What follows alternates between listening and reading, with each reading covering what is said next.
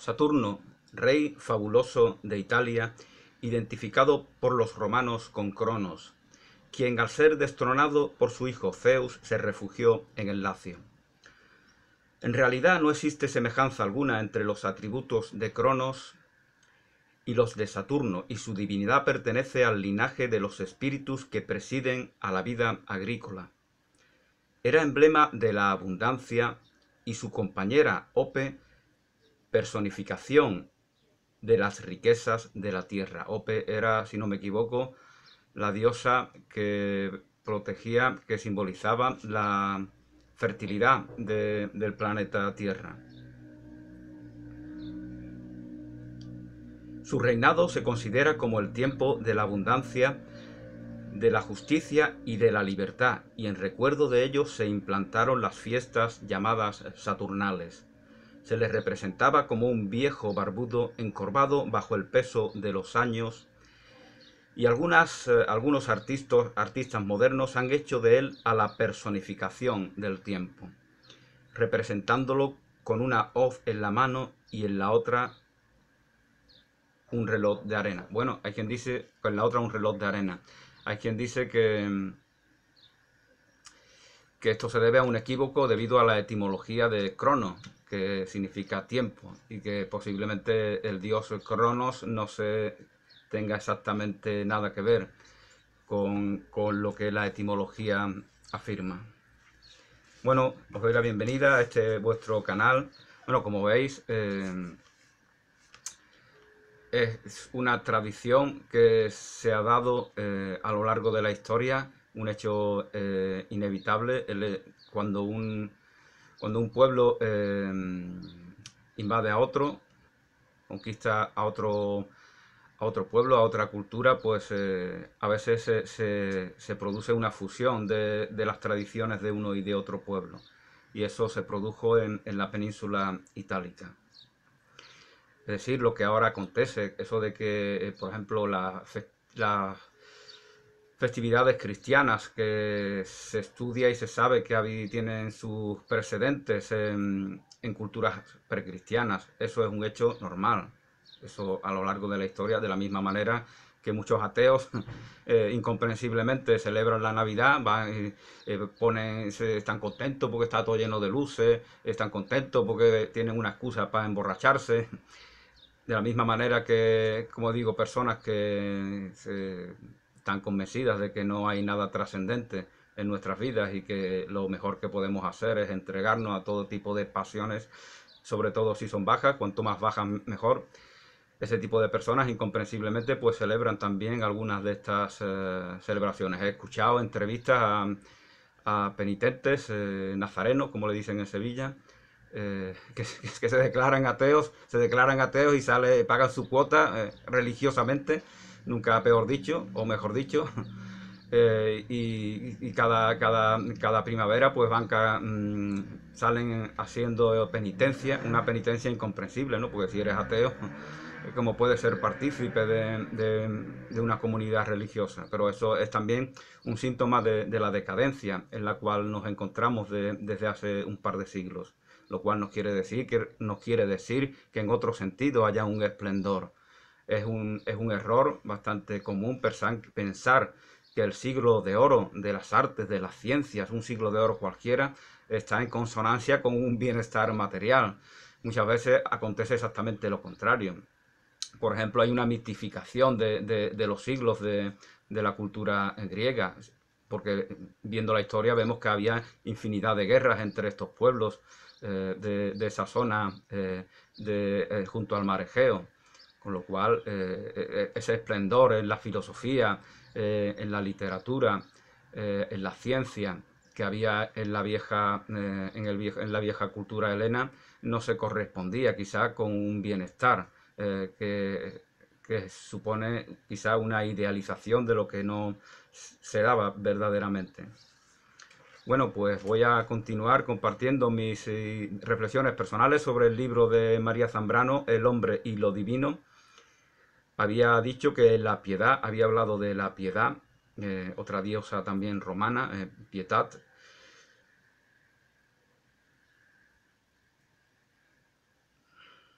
es conocimiento, la piedad es conocimiento que lleva a la acción. Con lo cual, al segregarnos de ese elemento fundamental en nuestra Constitución, pues nuestras acciones se convierten en gran medida en meras reacciones. Y una vez que hemos asimilado que eso es lo normal, pues vivimos de manera reactiva, compulsiva, y los que no lo hacen pues nos parecen tontos, ilusos, personas que caprichosamente se oponen a lo establecido sin fundamento alguno. La descalificación racionalista del sentir lo limita a una mera subjetividad, una afección del sujeto confinado en sí mismo. Ya se convierte todos los afectos, todas las emociones, todo lo que tiene que ver con el sentir, se convierte en algo que no es considerado para la perspectiva de la razón filosófica, tradicionalmente.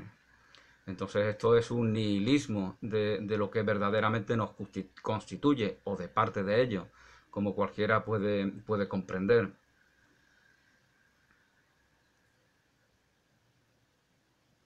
Una afección y afición del sujeto confinado en sí mismo. Así es como lo ven estos racionalistas, todo tipo de expresión. Por eso ese desprecio, ¿no?, con respecto a aquellos que expresan de manera natural todas sus emociones. Fijaos que en el norte de Europa, tradicionalmente, así decía algún psicólogo, se ha normalizado en los últimos siglos la represión del mundo emotivo, de las emociones, como si fuera un logro. De ahí esa cachaza, esa flema que tienen, por ejemplo, es proverbial en el pueblo anglosajón, y que es una virtud en cierto sentido, pero también es un defecto en la medida en la que pueda suponer una represión de su mundo emocional. En cambio, en contraste con los pueblos del norte, se dice que más al sur lo que se ha estilado es una represión de lo sexual. Aquí, de ahí esa obsesión, ese consumo excesivo de pornografía que se da en las personas que supuestamente son religiosas y verdaderamente no lo son tanto, ¿no? Esa obsesión con lo sexual está en consonancia con la propia represión, y eso hace que haya un foco en exceso sobre todo lo que esté en relación con la sexualidad y con las relaciones sexuales. También se da esa desaparición del hombre taciturno, el afeminamiento. Esto no lo dice María Zambrano, pero lo aporto yo desde mi opinión personal. El afeminamiento que se da en los últimos siglos, el amaneramiento de los varones, que contrasta con la masculinización de gran parte de las mujeres. Las primeras feministas solían subrayar esto, allá las precursoras del feminismo, allá por el siglo XVIII, ese afeminamiento que se daba en los hombres, en los varones, ese amodorramiento, ¿no?, que desde mi punto de vista es propio de una sociedad sedentaria, acomodada, que busca meramente el bienestar material, y donde además de ello se prima una perspectiva segregada del grupo. Ya la comunidad no tiene la importancia que tradicionalmente tenía, porque el patrón separatista es el que nos rige. Por lo tanto, nos vemos separados de todo, de la naturaleza, de la familia. Es en la familia donde se constata esto más.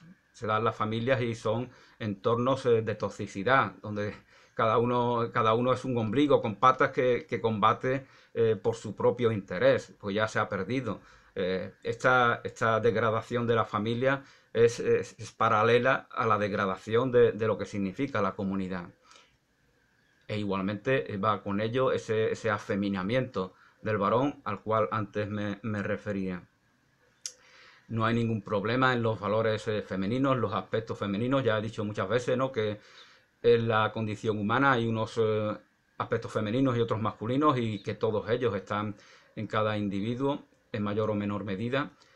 Pero cuando se da un mal es cuando se da una perversión de estos aspectos, y el afeminamiento que se da en el varón también se da en la mujer, pero no deberíamos utilizar otra palabra, ¿no? O sea, diríamos que es un exceso de los elementos emotivos propios de la mujer, que ya se convierten en melindres, en una actitud permanentemente quejumbrosa y victimista, que le va...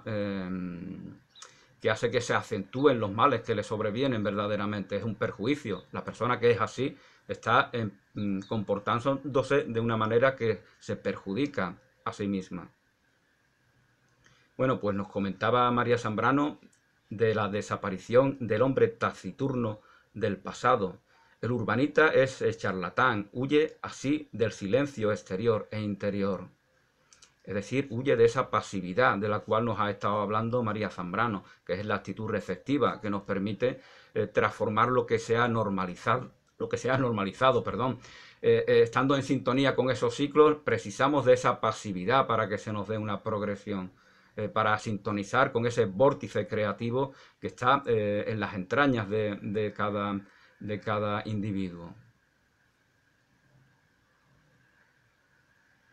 La seducción del ritmo sigue siendo explotada por líderes absolutistas.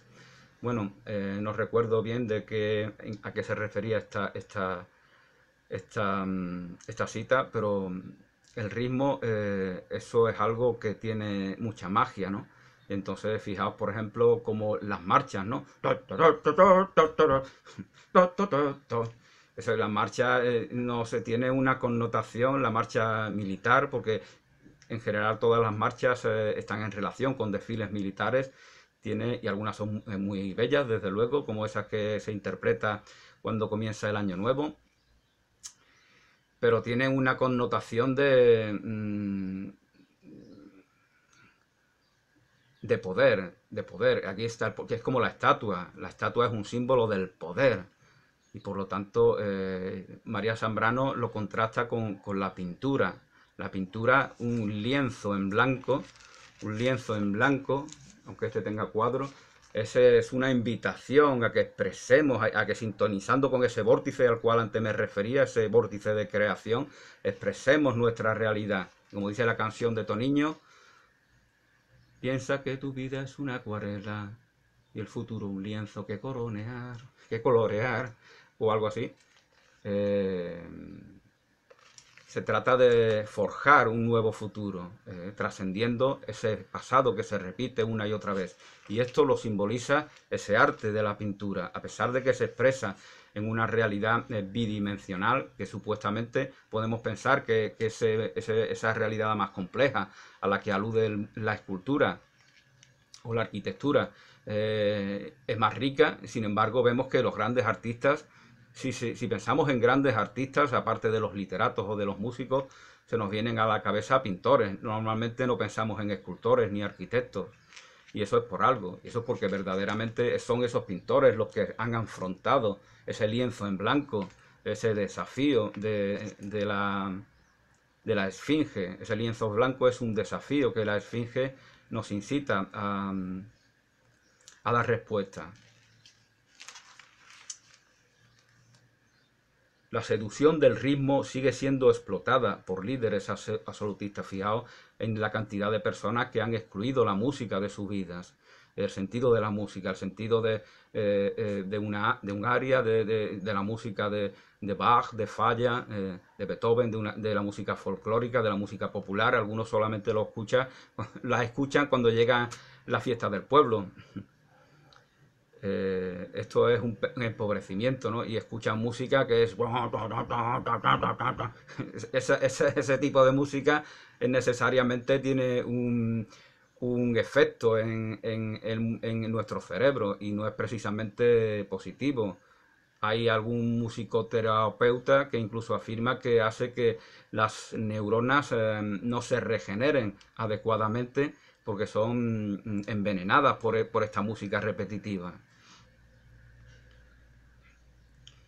En la lírica posterior es Posteriormente es épica y tragedia, dice María Zambrano, en la lírica, como posteriormente acontecerá en la épica y en la tragedia, se expresa el sentir de alguien que tiene conciencia de su soledad. En la tragedia, en la lírica, dice María Zambrano, originalmente se expresa el sentir de alguien que tiene conciencia de su soledad.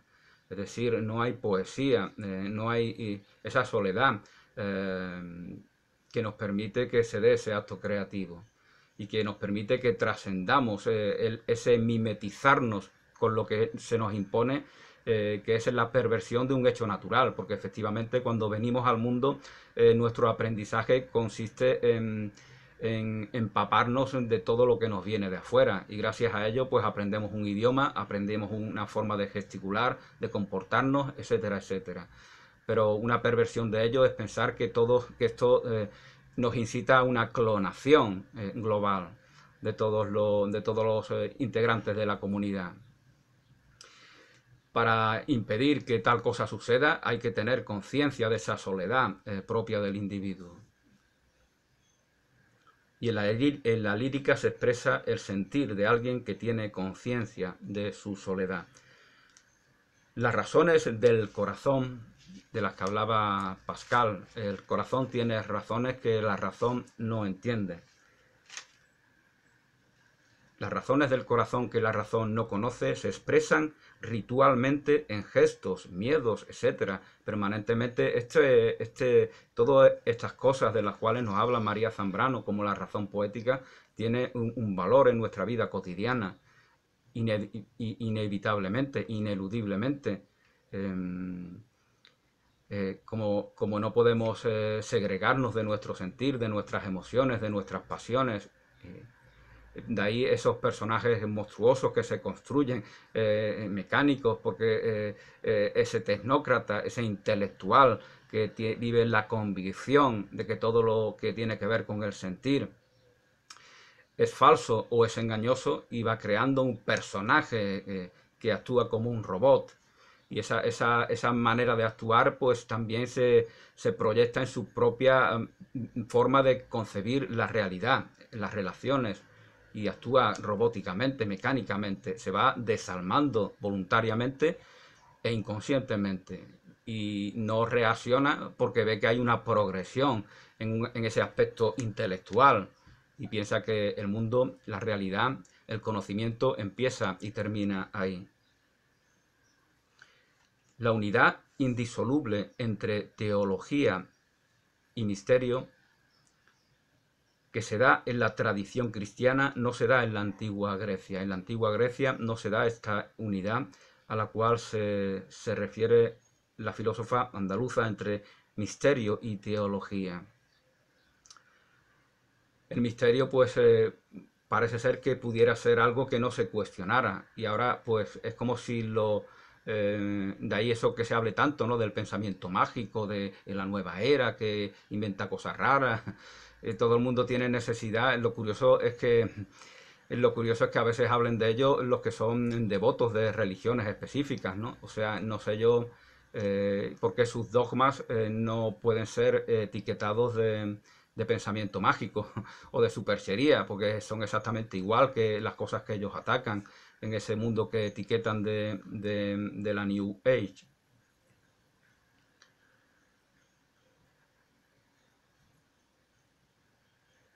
La tragedia, de ahí, bueno, también paradójicamente, como lo que decía, lo que se nos dice en algún lugar, ¿no? De que esos filósofos presocráticos originalmente eran tanto pensadores como líricos, como sabios en el mundo del espíritu, profetas. Entonces esto nos recuerda a lo que son los filósofos del extremo oriente que hay en ese mundo espiritual del budismo, por ejemplo. Todo ello se unifica en una misma persona, no hay una dispersión de lo que constituye la realidad humana y divina. La tragedia crea orden y equilibrio porque conjura al mismo tiempo que revela los múltiples daimons, los últimos demonios que acechan el corazón.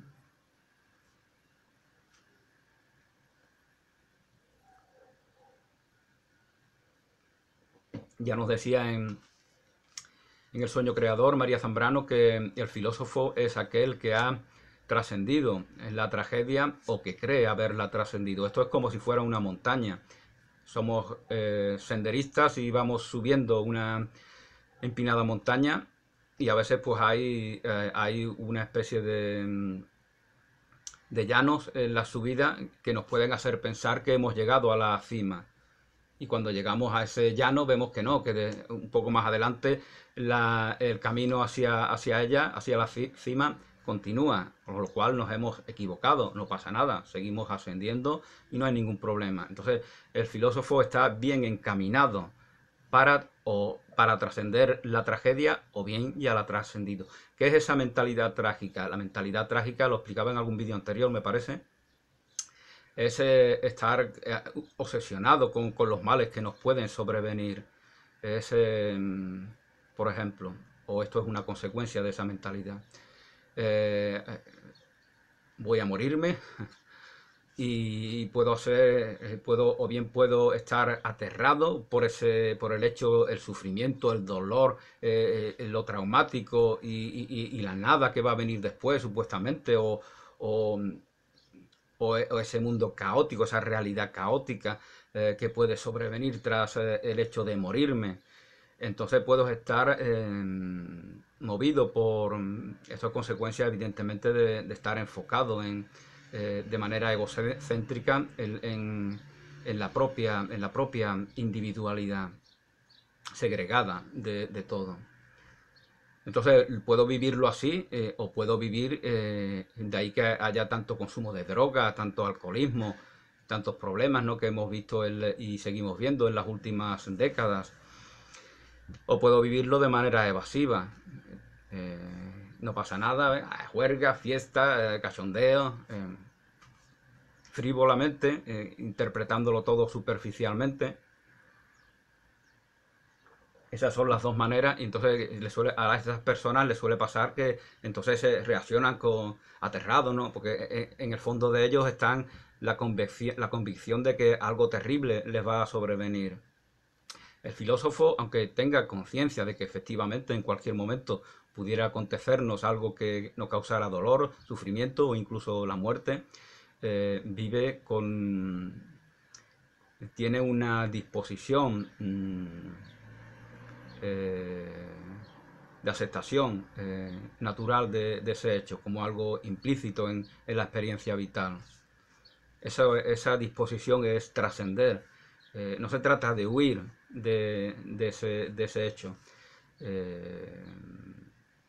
ni tampoco de obsesionarse. Es un poco el término medio del que hablaba Buda, que no es ni frío ni caliente, es el tomar conciencia de que efectivamente hay una manera de lidiar con todas las vicisitudes que nos acontecen en el mundo, que no sea mundana, que no sea una manera mundana y reactiva, compulsiva. La tragedia crea orden y equilibrio porque conjura al mismo tiempo que revela los múltiples demonios que acechan el corazón. Es la situación en que se encuentra todo hombre, esté ensimismado o enajenado, De alguna manera,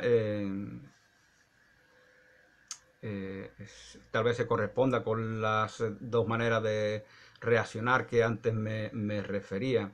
El ensimismado está retrotraído sobre sí mismo, entonces se va empequeñeciendo, el hombre menguante, desconfía de todo, pierde la capacidad de reconocer el amor cuando se planta ante ellos personificado en alguno de sus semejantes, por ejemplo. Entonces desconfía y por eso es fácil de engañar. Al desconfiar y no reconocer el amor, tiene más necesidad de él. Entonces los tramposos, los embaucadores, los charlatanes tienen tienen fácilmente dispuesto el camino para seducir a estos y engañarlos. De ahí eso que se dé, en este país se dan tantos fraudes y tantos engaños, tantos en las redes sociales lo vemos permanentemente, porque quieren recibir, esos que se segregan obsesionados con que algo malo les puede ocurrir, están deseando que lo contrario, es decir, que el amor, el bienestar, la abundancia les sobrevenga desde afuera, y esa predisposición la explotan los que tienen los malhechores.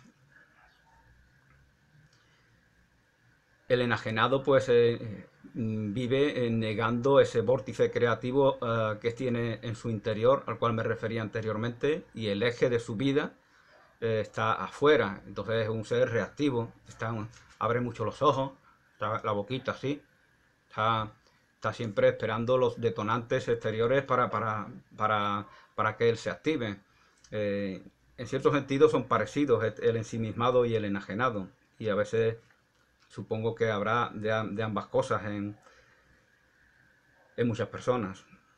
Son dos formas de delirio, son dos formas en las cuales experimentamos en este mundo, pero no lo experimentamos con toda la expresando toda la capacidad latente de experimentar que albergamos. Solo atiende a su juego el que atiende al juego de los demás. Solamente atiende a su juego el que atiende al juego de los demás. Volviendo al tema de la soledad, paradójicamente, cuando nos reconocemos en esa soledad es cuando nuestras relaciones son más verdaderas, pues ya no cosificamos a nuestros semejantes, no los adaptamos a los personajes de nuestro teatro particular. Entonces ya los vemos tal como son verdaderamente. Y al mismo tiempo estamos protegidos porque ya no se nos puede engañar de la manera a la que antes me refería. Porque el malhechor, cuando engaña, espera, consciente o inconscientemente, normalmente inconscientemente, espera una manera de que su víctima reaccione. Entonces, es lo que decía esta Piccola Estés, ¿cómo se llama? Este libro de mujeres que bailan con los lobos o algo así. Cuando el animal que acecha va a devorar a su víctima, espera una reacción. Entonces se ve que la pequeña liebre a lo mejor hace como una especie de movimiento en el cuello, que es la incitación para que la pantera, el lobo o cualquier otro animal se lance sobre su víctima y la devore. Entonces, en las relaciones humanas también acontece eso. El malhechor está a la expectativa de que tú respondas de determinada manera, entonces cuando tú estás como si tú vives en una relación sana contigo mismo, sintonizando con ese vórtice creativo al cual antes aludía, cuando no cosificas a los demás, entonces no replicas, no reaccionas como el malhechor espera, entonces te proteges a ti mismo sin ser consciente siquiera de ello. Y ser consciente de ello te estás protegiendo ante cualquier agresión que un malhechor pudiera provocarte. Y por eso dice María Zambrano, al atender al juego de los demás,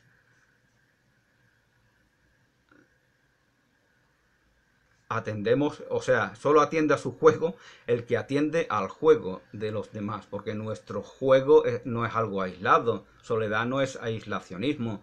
La soledad nos permite estar en ese juego de manera más eficiente. Al atender al juego total como Antígona, se cierra el proceso trágico. De ahí esa idea de sacrificio que siempre María Zambrano relaciona con Antígona. Hay que cerrar esto y Antígona se sacrifica para que se acabe esa... Volviendo al ejemplo que ponía en otros vídeos, es como la pata que ve que alguien se acerca y que pudiera hacerle daño a su prole, a sus crías, y no sale volando y las deja ahí, sino que se queda para protegerlas y lo hace sin dudarlo en ningún momento. Eso es lo que podemos etiquetar de sacrificio, puesto que está sacrificando la seguridad de su individualidad, está exponiendo su vida, se está exponiendo a perder su vida para proteger a sus crías. Y Antígona sigue ese mismo proceso. El justo que paga abre el camino de la libertad.